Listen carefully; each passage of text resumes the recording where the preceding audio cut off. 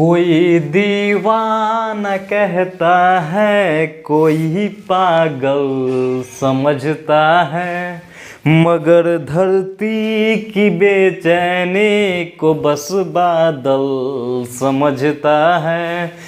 तू मुझसे दूर कैसी हो, मैं तुझसे दूर कैसे हूँ, ये तेरा दिल समझता है, ये मेरा दिल समझता है कि धरती की बेचैनी को बस बादल समझता है।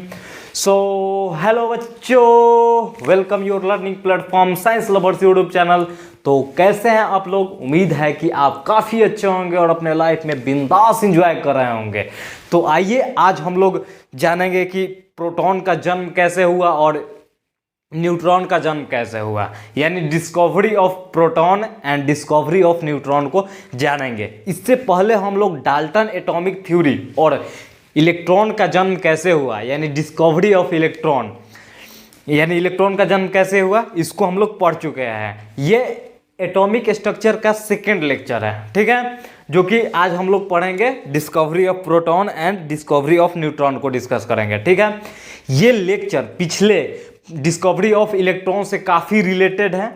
तो अगर आप मेरे चैनल पे नए हैं तो सबसे पहली बात कि आप अगर पिछले लेक्चर को नहीं देखे हैं तो पीछे वाले लेक्चर को देख लें, ताकि आप उससे समझ पाएंगे, आपको समझने में कोई दिक्कत ना होगी, ठीक है।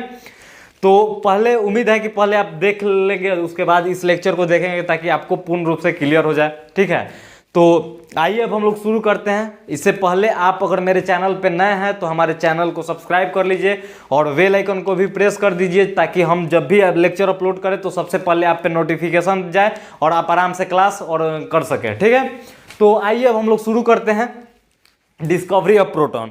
देखिए, जब इलेक्ट्रॉन का खोज हो गया, हमारे जे थॉमसन साहब जो थे वो इलेक्ट्रॉन का खोज कर दिए, ठीक है।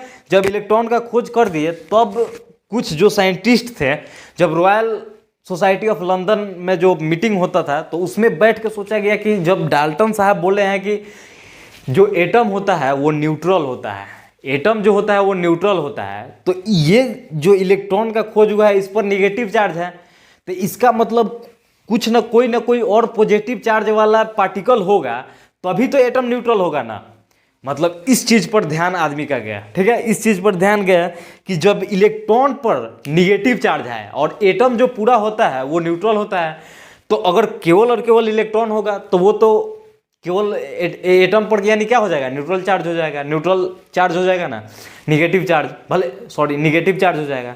तो उन्होंने सोचा कि नहीं, कुछ ना कुछ कोई ना कोई और पार्टिकल तो होता है, पक्का होगा, जिस पर पॉजिटिव चार्ज होगा, तो अभी तो वो दोनों कट के और क्या हो जाएंगे, न्यूट्रल हो जाएंगे। तो उन्होंने इसी डाल्टन के थ्योरी के हिसाब से जब सर्च करने निकले तब आए हमारे सामने एक थी गोल्डस्टीन नाम के साइंटिस्ट, ठीक है।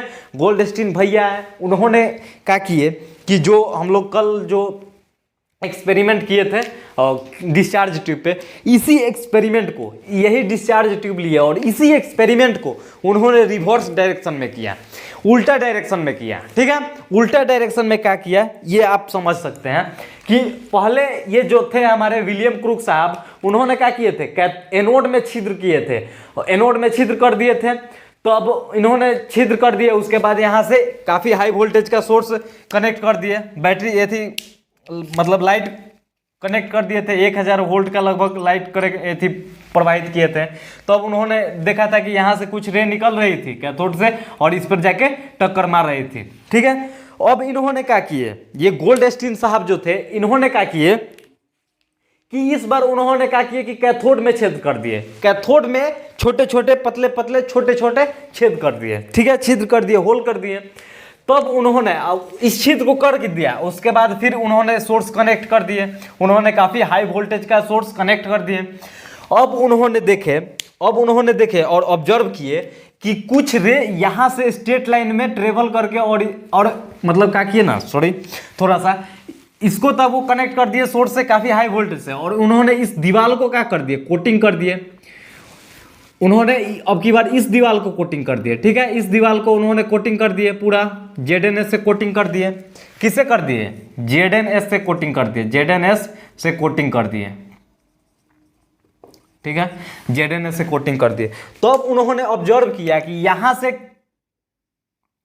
इधर से कोई रे आ रही है और इस पर टक्कर मार रही थी, ठीक है, इस छिद्र से होकर और इस पे जाके टक्कर मार रही थी, इस छिद्र से होकर इस पे जाके सीधा टक्कर मार रही थी, इस छिद्र से होकर इस पे टक्कर मार रही थी, टक्कर मार रही थी। और उन्होंने तो यहाँ पे कोटिंग कर रखा था, ZNS से कोटिंग कर रखा था, तो वहां पे चमक पैदा कर रही थी, उस पर टक्कर मार रही थी, तो जो कोटिंग हुआ था वो क्या कर रहा था, चमक पैदा कर रहा था। तब उन्होंने ऑब्जर्व किया कि यहां से कुछ ना कुछ रे निकल रही है जो सीधा और सीधा किस में मूव कर रही है, स्ट्रेट लाइन में मूव कर रही है, स्ट्रेट लाइन में मूव कर रही है। तब उन्होंने फिर एक ऑब्जर्वेशन किया, क्या ऑब्जर्व किया, इस बात को समझिए। उन्होंने अगला क्या किया, उसके साथ आप प्रॉपर्टीज भी देख सकते हैं, उन्होंने प्रॉपर्टीज दिए कि they are positively charge ray as they deflect towards negative of electric field. मतलब देखिए ये पॉजिटिव चार्ज है जो डिफ्लेक्ट किधर हुआ है, निगेटिव प्लेट की ओर रिफ्लेक्ट हुआ है। तो ये तो बात बोले हैं, लेकिन इसको हम लोग प्रूफ करते हैं कि ये किस आधार पे बोले, इस चीज को हम समझते हैं, ठीक है।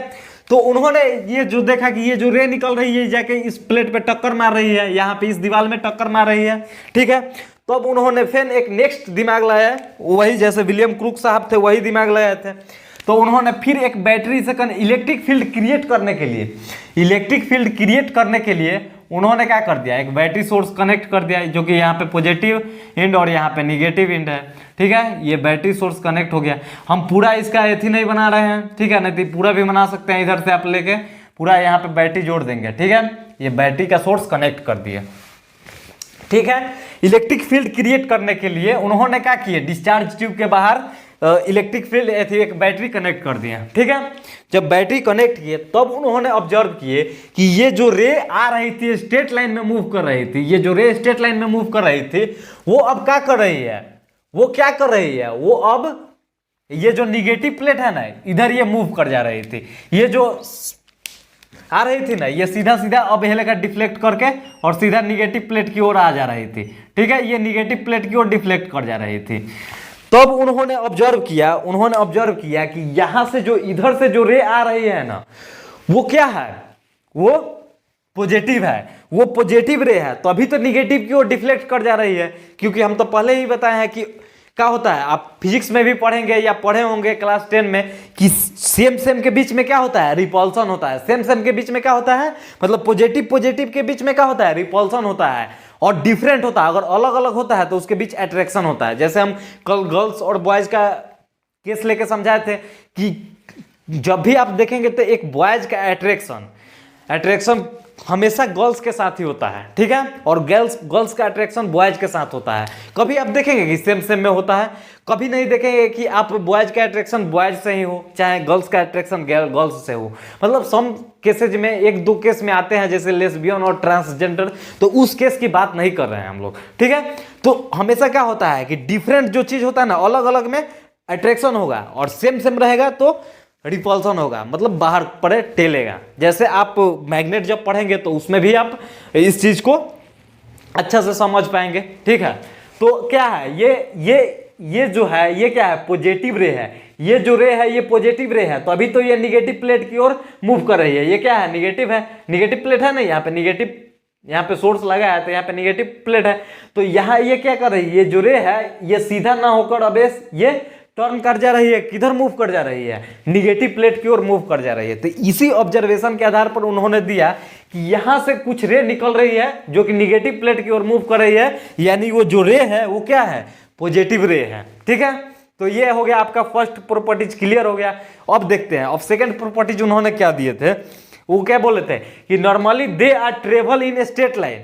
मतलब नॉर्मली अगर हम लोग ये इलेक्ट्रिक फील्ड ये सोर्स बैटरी से कनेक्ट नहीं करें, अगर इलेक्ट्रिक फील्ड क्रिएट नहीं करें, इलेक्ट्रिक फील्ड अगर हम लोग नहीं बनाए, उत्पन्न नहीं करें, तो ये जो रे है ना, ये जो रेड वाली लाइन दिख रही है, ये जो रे है, ये किरण जो है ये क्या कर रही है, स्ट्रेट लाइन में मूव कर रही है, यानी सीधा सीधा मूव कर रही है, कहीं तिरछा नहीं हो रही है, ठीक है। और जब इलेक्ट्रिक फील्ड क्रिएट कर दिया जा रहा है तो ये मूव कर जा रही है, नीचे पर टर्न कर जा रही है, निगेटिव प्लेट की ओर मूव कर जा रही है।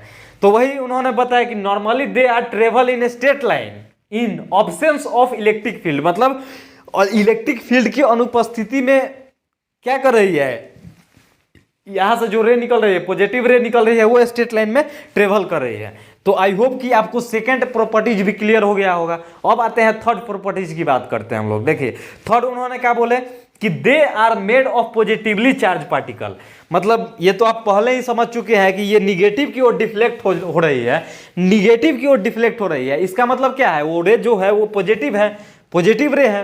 तो सेम चीज उन्होंने यही बताया है कि they are made of positively charge particle, ये जो पार्टिकल है ये पॉजिटिवली चार्ज है, ठीक है। तो आई होप कि इसको आप इतना को समझ गए होंगे। अब आते हैं हम लोग नेक्स्ट, ठीक है, नेक्स्ट देखते हैं। उन्होंने चौथा अगला प्रॉपर्टीज का दिए, इसको समझते हैं। जिसे उन्होंने अगला प्रॉपर्टीज दिया कि नेचर ऑफ कैनाल रेज। देखिए इस रेज को, ये जो रेड रेड निकला है, तो आप सोच रहे होंगे कि यहां से निकला है, एनोड से निकला है, लेकिन ये बिल्कुल एनोड से नहीं निकला है। इसको हम लोग आगे हम लोग समझते हैं। ये आप कहें ये बीचे से निकल गया था, ये एनोड से नहीं निकला था। ये जो निकला था ना, इधर से जो रे जा रही थी, ये कैथोड से जा रही थी, तभी इसका नाम कैथोड रे पड़ा था, ठीक है। लेकिन ये जो रे है, ये जो रेड वाली लाइन आपको दिखा रही है रे है, वो एनोड से नहीं निकल रहा है, वो कहीं और से निकल रहा था, ठीक है। इस चीज को हम लोग आगे जानेंगे।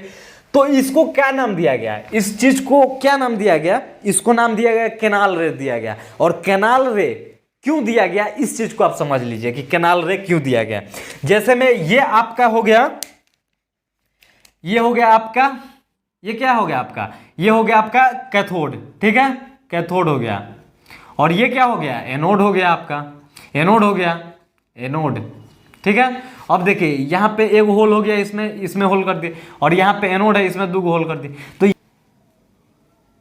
देखिए ये जो रे है, यहाँ से जो रे निकल रही थी वो सीधा सीधा इसको, इसमें मतलब होल से जाके जा रही थी, और यहाँ से भी जो रे निकल रही थी ये होल को पार करके जा रही थी। लेकिन आप देखेंगे कि यहाँ से जो रे निकल रही थी ना, वो ये नली के बीच में, जैसे ये दो रे के बीच से निकल रही थी। तो यानी ये आप समझ रहे हैं, दो नली, मतलब नली के बीच से निकलता है। तो नली या नहर को क्या बोला जाता है, कैनाल बोला जाता है।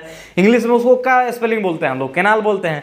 तो इसी रे को हम लोग कैनाल रे बोल सकते थे। तो इसीलिए इसका नाम क्या पड़ा, कैनाल रे पड़ा। यानी ये दो रे के बीच से निकल रही थी, ये दो रे जा रही थी इसके अपोजिट डायरेक्शन में, ये इसके इधर अपोजिट डायरेक्शन में आ रही थी। तो ये दो रे के बीच से निकल रही थी, इसलिए इसको क्या बोला गया, कैनाल रे बोला गया था, ठीक है। तो आई होप कि आप इसको समझे हैं। अब देखिए उन्होंने अगला प्रॉपर्टीज क्या बोले थे कि नेचर ऑफ कैनाल रेज, मतलब E/m का रेशियो, ठीक है, चार्ज बाई मास का ratio does not depend on material of anode. मतलब ये मटेरियल, एनोड के मटेरियल पर डिपेंड नहीं कर रहा था। ये मटेरियल कुछो के हो, इस पर ये डिपेंड ही नहीं कर रहा था, ठीक है। एनोड के मटेरियल पर डिपेंड नहीं कर रहा था, but depend on nature of gas field inside the tube.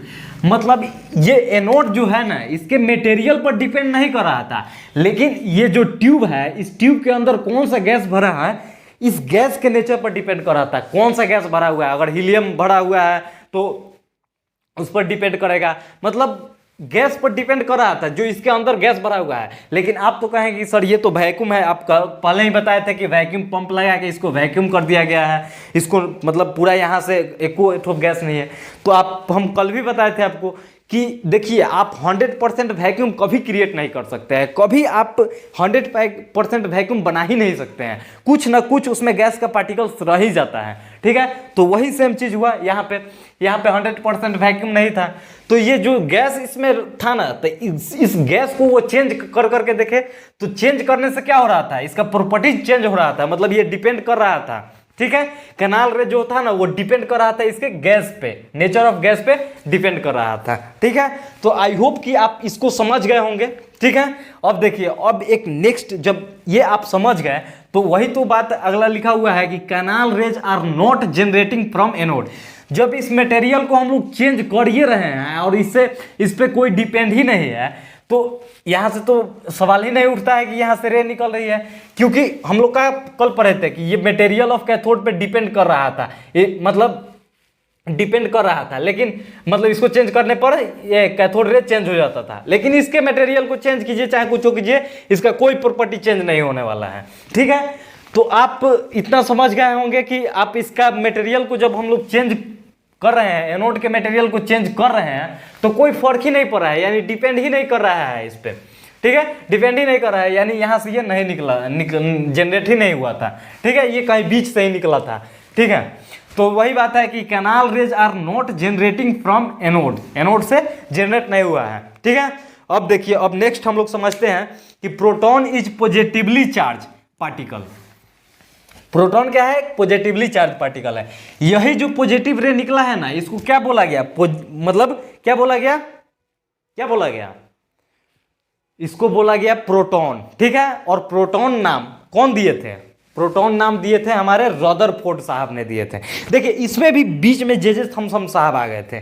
J Thomson साहब आ गए थे क्रेडिट लेने के लिए, उनका काम ही था यही कि सब कुछ खोज खाज के रखो, हम क्रेडिट लेने आ जाएंगे, ठीक है। लेकिन उन्होंने, उनका हवा तब निकल गया जब उन्होंने चेक किया कि यहाँ पे तो गैस जब हम चेंज कर रहे हैं तो इसका तो नेचर ही चेंज कर जा रहा है, यानी भले सॉरी इसको हम लोग चेंज कर रहे हैं, अगर नेचर गैस को नेचर गैस के को चेंज कर रहे हैं तो इसका तो नेचर ही चेंज हो जा रहा है। तो उसके बाद उन्होंने कुछ सोचा ही नहीं, शायद उनको कुछ समझ में ही नहीं आया, तो उन्होंने इस चीज़ को छोड़ दिया। उसके बाद हमारे रदरफोर्ड साहब आए और उन्होंने इस गैस के नेचर को चेंज कर करके और देखा, और उन्होंने उसके बाद ये प्रॉपर्टी दिया। तो इसीलिए क्रेडिट किसको मिलता है?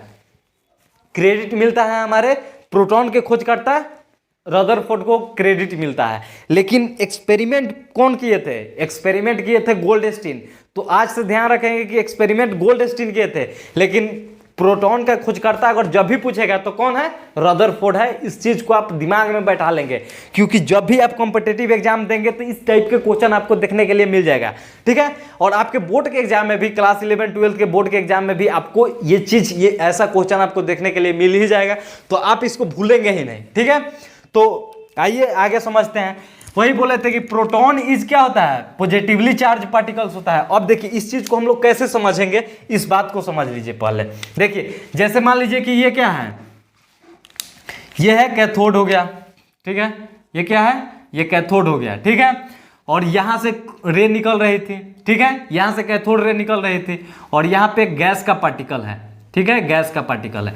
ये कैथोड रे जाएगी और इसको टक्कर मारेगी, धक्का देगी, धक्का देगी तो क्या होगा? एनर्जी जनरेट होगा, और एनर्जी निकलेगा तो ये इसको मतलब क्या करेगा? ये इसको गैस प्लस कर देगा, गैस एन बना देगा, और उसके बाद इधर से क्या हो जाएगा? इलेक्ट्रॉन निकाल देगा। एनर्जी जब जनरेट होगा तो एनर्जी कहीं ना कहीं तो उसको चाहिए निकलने के लिए, तो उन्होंने एक इधर से इलेक्ट्रॉन निकाल देगा, उधर से गैस प्लस एन बना देगा, गैस एन बना देगा। तो आप देखेंगे कि ये जो इलेक्ट्रॉन है ये आगे मूव करते रह जाएगा। कहाँ पे? यहाँ पे क्या है? एनोड है। चूंकि ये इलेक्ट्रॉन जो है ये तो नेगेटिव चार्ज है, कैथोड क्या होता है? पॉजिटिव चार्ज होता है। तब अट्रैक्ट हो जाएगा कि नहीं? इधर ये इलेक्ट्रॉन इधर अट्रैक्ट हो जाएगा, इधर ये मूव करते रह जाएगा, लेकिन ये तो पॉजिटिव है, तो पॉजिटिव की ओर तो जाएगा ही नहीं, तो ये क्या करेगा? रिपेल कर देगा, यानी इधर पड़े पीछे पड़े भेज देगा इसको। तो यही इसी रे को क्या बोला गया? प्रोटॉन बोला गया। और ये पॉजिटिव से आया है, यानी ये क्या है? पॉजिटिव रे है। तो ऐसे ही प्रोटॉन का जन्म हुआ। अब आते हैं, अब इसके बारे में कुछ बेसिक टर्म्स को जान लेंगे, उसके बाद जानेंगे कि न्यूट्रॉन का खोज कैसे हुआ, ठीक है। तो आइए अब इसको हम लोग समझते हैं आगे, ठीक है। ये आपका बहुत ज़्यादा काम का नहीं था, इसलिए हम मिटा दिए हैं, ठीक है। अब देखिए नेक्स्ट हम लोग, आप समझ गए होंगे कि डिस्कवर्ड बाय रदरफोर्ड इन 1904। देखिए ये टाइम भी आप याद रखेंगे तो आपको ज़्यादा बेनिफिट होगा। रेयर केस में पूछ ही देता है कभी कभी। तो 1904 में प्रोटॉन का खोज कब हुआ था? 1904 में हुआ था। प्रोटॉन का खोज 1904 में हुआ था, ठीक है। और देखिए मास ऑफ प्रोटॉन कितना होता है? 1.67 into 10 to the power minus 27 kg, 10 to the power minus 27 kg। और इसको अगर हम लोग ग्राम में लिखेंगे तो ग्राम में जब लिखेंगे तो 10 टू द पावर 3 से गुना होगा, और ये घट जाएगा, गुना में है तो ये घटेगा, चूंकि ये माइनस में है वो प्लस में है, ठीक है। तो ये कितना हो जाएगा? 1.67 into 10 to the power minus 24 gram.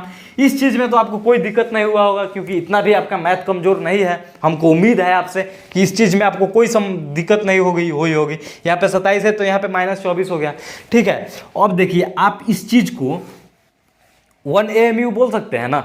इस चीज को कितना बोल सकते हैं? 1 AMU बोल सकते हैं। इस चीज को कितना बोल सकते हैं? 1 AMU, ठीक है। तो आई होप इतना समझे है। और देखिए नेक्स्ट पॉइंट है कि चार्ज ऑफ प्रोटॉन कितना होता है 1.6 इंटू 10⁻⁻19 कूलम, लेकिन ये पॉजिटिव में होता है, ठीक है। और इलेक्ट्रॉन किस में होता है, निगेटिव में होता है। वहां पे यहाँ पे सिंबल क्या होगा, निगेटिव का सिंबल होगा उसमें। सिंबल किस में होगा, निगेटिव का होगा इलेक्ट्रॉन में, लेकिन यहाँ पे पॉजिटिव में है, ठीक है, ये पॉजिटिव में होगा। और इसी को इतना को हम लोग मोल कंसेप्ट में ही पढ़े थे कि ये चार्ज को हम लोग एक ईएसयू बोल सकते हैं, इलेक्ट्रोस्टैटिक यूनिट 1 ईएसयू बोल सकते हैं ना।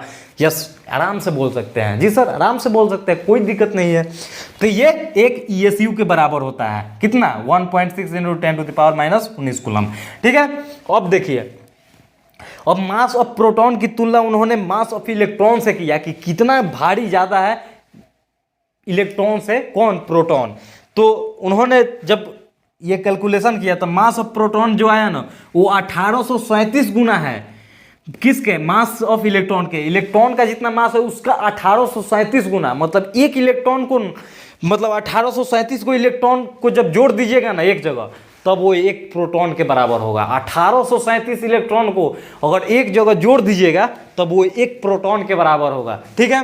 तो उन्होंने कैलकुलेशन किए, उन्होंने कैलकुलेशन कैसे किए थे ये आपको हम बता देते हैं। जैसे मास ऑफ क्या लिए, उन्हें मास ऑफ प्रोटॉन ले लिया, फिर मास ऑफ इलेक्ट्रॉन ले लिए, मास ऑफ प्रोटॉन और मास ऑफ इलेक्ट्रॉन। तो मास ऑफ प्रोटॉन कितना होता है 1.67 इंटू 10⁻⁻27 kg, ठीक है, ये kg, हम दोनों को kg में ही लेंगे। और मास ऑफ इलेक्ट्रॉन कितना होता है 9.1 इंटू 10⁻31 kg, ठीक है, इतना होता है। अब जब इसको आप कट कीजिएगा, आप सॉल्व कीजिएगा, तो यहाँ से जब जाइएगा तो ये कितना हो जाएगा 10⁻, केवल 4 बच जाएगा, 10⁻, केवल 4 बच जाएगा। और जब इसको जब कट करेंगे तो ये लगभग जब गुना कीजिएगा ना आप, तो ये आ जाएगा 1837 टाइम्स आ जाएगा। ये आपका आंसर हो गया 1837 टाइम्स। तो आप इतना को आई होप कि आप आसानी से समझ गए होंगे, इसको समझने में आपको कोई परेशानी नहीं हुई होगी। तो अब आते हैं, अब इसके बाद 2-3 मिनट का और बचा है जिसमें न्यूट्रॉन। तो न्यूट्रॉन के लिए बेसिकली ज़्यादा कुछ हुआ नहीं है, तो इसको हम लोग बहुत ही जल्दी समझ लेते हैं। तो आइए अब इसको हम लोग देखते हैं कि न्यूट्रॉन का जन्म कैसे हुआ था, ठीक है। तब तक के लिए आप इसको वीडियो को पॉज करके राइट डाउन कर लेंगे, हम साइड हो चुके हैं, तो आप इसको राइट डाउन कर लीजिए तब तक। और देखिए जब भी आप बैठिए तो कॉपी कलम लेके बैठिए और साथ साथ में नोट भी करते चलिए, क्योंकि जो भी एक्स्ट्रा पॉइंट जो होता है ना आप साथ साथ लिख सकते हैं। बाद में आप लिखेंगे तो थोड़ा परेशानी होगी। और आप अगर पीडीएफ आपको चाहिए तो हमसे बोल सकते हैं, हम आपको पीडीएफ डिस्क्रिप्शन में ऐड कर देंगे, ठीक है। तो आई होप, तो आइए बाबू अब हम लोग समझते हैं कि न्यूट्रॉन का जन्म कैसे हुआ, यानी डिस्कवरी ऑफ न्यूट्रॉन, ठीक है, इसको हम लोग समझते हैं। देखिए जैसे कि इलेक्ट्रॉन का जन्म हुआ था 1897 में, उसके बाद लगले ही 1904 में प्रोटॉन का खोज हो गया, ठीक है। लेकिन न्यूट्रॉन का खोज काफ़ी समय बाद हुआ था, ठीक है। उसका क्या रीज़न था इस चीज़ को आप समझेंगे। आदमी जैसे जो साइंटिस्ट थे उनको लग रहा था कि बस इलेक्ट्रॉन प्रोटॉन मिल गया, यानी कि अब हमको सब कुछ मिल गया, बैलेंस भी हो गया, हमारा जो एटम जो है वो बैलेंस भी हो गया, माइनस इलेक्ट्रॉन पर नेगेटिव चार्ज था, प्रोटॉन पर पॉजिटिव चार्ज। तो उनको लगा कि हमारा तो अब एटम बैलेंस हो गया, हमारा तो न्यूट्रल हो गया।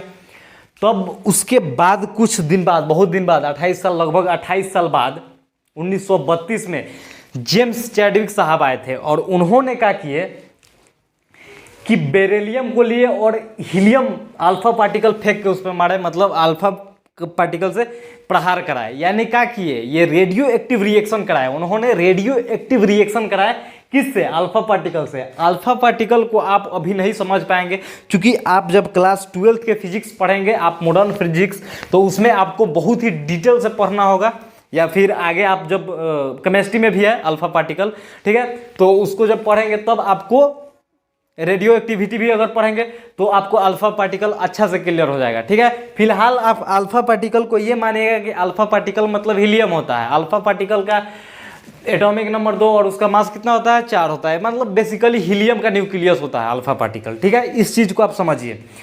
तो बेरिलियम को क्या किया, अल्फा पार्टिकल से फेंक के मार के, मतलब रिएक्शन करा, न्यूक्लियर रिएक्शन हुआ वहाँ पे।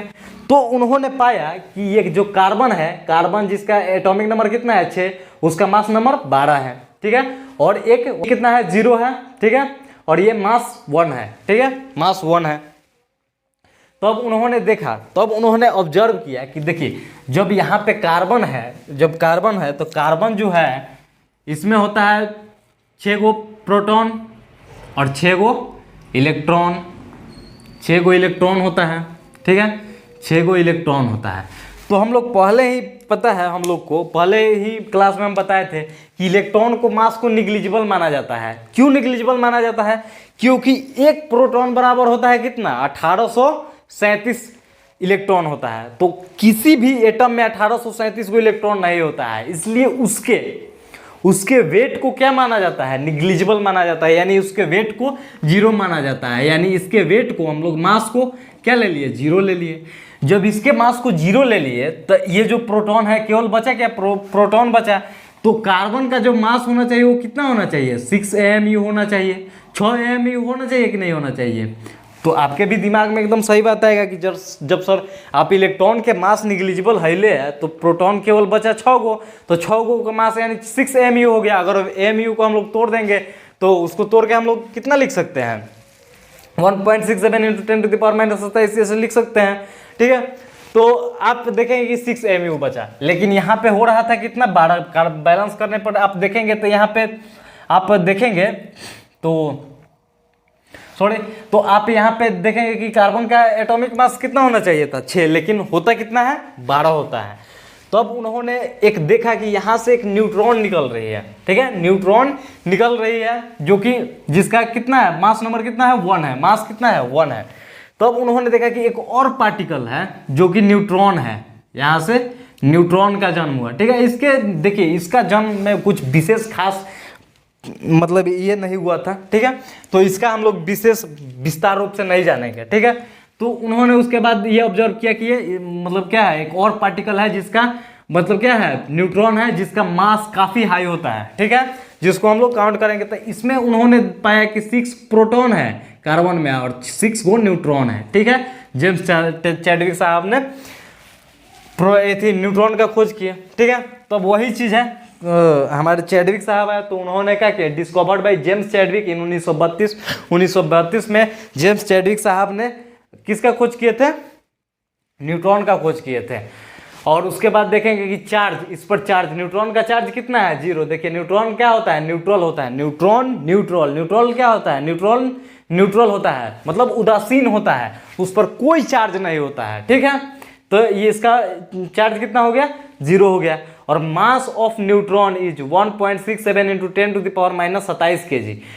इसका मास कितना है? 1.67 × 10⁻⁻27 kg। ये सबसे ज़्यादा हाईएस्ट मास, अगर इलेक्ट्रॉन प्रोटॉन न्यूट्रॉन की बात करेगा तो आप देखेंगे कि इसका मास जो है लगभग प्रोटॉन के बराबर होता है। न्यूट्रॉन का मास लगभग प्रोटॉन के बराबर होता है, लेकिन प्रोटॉन से थोड़ा सा ज़्यादा होगा। तो वही अगर मास के टर्म में अगर बात करेगा तो मास जो होगा इलेक्ट्रॉन का सबसे कम होगा, उसके बाद प्रोटॉन का होगा, तब न्यूट्रॉन का होगा, यानी न्यूट्रॉन का सबसे ज़्यादा मास होगा, ठीक है।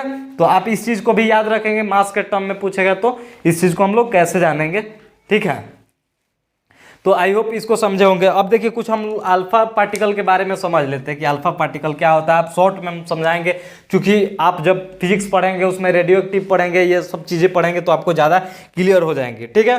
तो यहाँ हम लोग कुछ बेसिक टर्म्स को समझ लेते हैं कि देखिए अल्फा पार्टिकल जो होता है वो हीलियम का न्यूक्लियस होता है, हीलियम न्यूक्लियस होता है, ठीक है। ये हीलियम न्यूक्लियस होता है जिस पर चार्ज कितना होता है? चार्ज कितना होता है? 2, ठीक है। 2 इंटू एक प्रोटॉन पे कितना चार्ज होता है? एक, इसमें 2 प्रोटॉन है ना, हीलियम में 2 प्रोटॉन होता है, तो एक प्रोटॉन पर कितना चार्ज होता है? 1.6 ×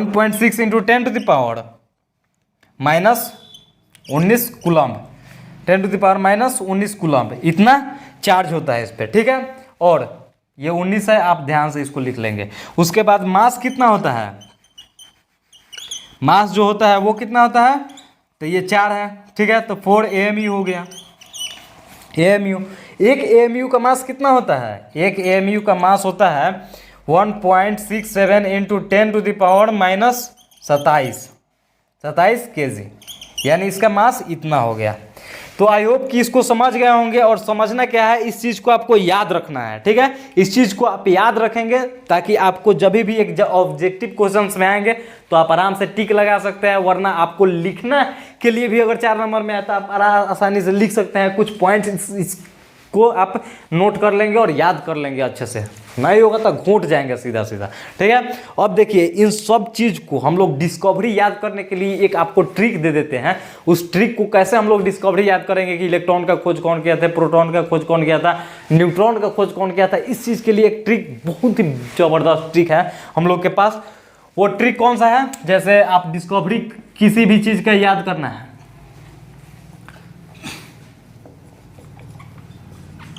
डिस्कवरी याद करने का ट्रिक, ठीक है। ये डिस्कवरी याद करने का ट्रिक, डिस्कवरी याद करने का ट्रिक, ये क्या होता है, इसका देखिए ट्रिक क्या होता है, ईंट पर नाच, ठीक है। ईंट पर नाच, जैसे ये हो गया आपका ईंट पर नाच, ठीक है। आप इसको इंग्लिश में लिख सकते हैं, इसको ईट PR को मतलब पर को PR लिख सकते हैं, पर अनाज के NACH, ठीक है। अब देखिए ये क्या क्या चीज़ को डिनोट कर रहा है, अब इस चीज़ को भी समझ लीजिए। ई मतलब क्या होता है, इलेक्ट्रॉन हो गया, इलेक्ट्रॉन, इसका खोज कौन किए थे, थॉमसन साहब के थे, जे थॉमसन। प्रोटॉन, इसका मतलब प्रोटॉन हो गया, P का मतलब प्रोटॉन, इसका खोज रदरफोर्ड, रदरफोर्ड। ये क्या है, न्यूट्रॉन हो गया, Na से न्यूट्रॉन, इसका कौन किए थे, CH मतलब चैडविक, चैडविक साहब, जेम्स चैडविक साहब ने किए थे।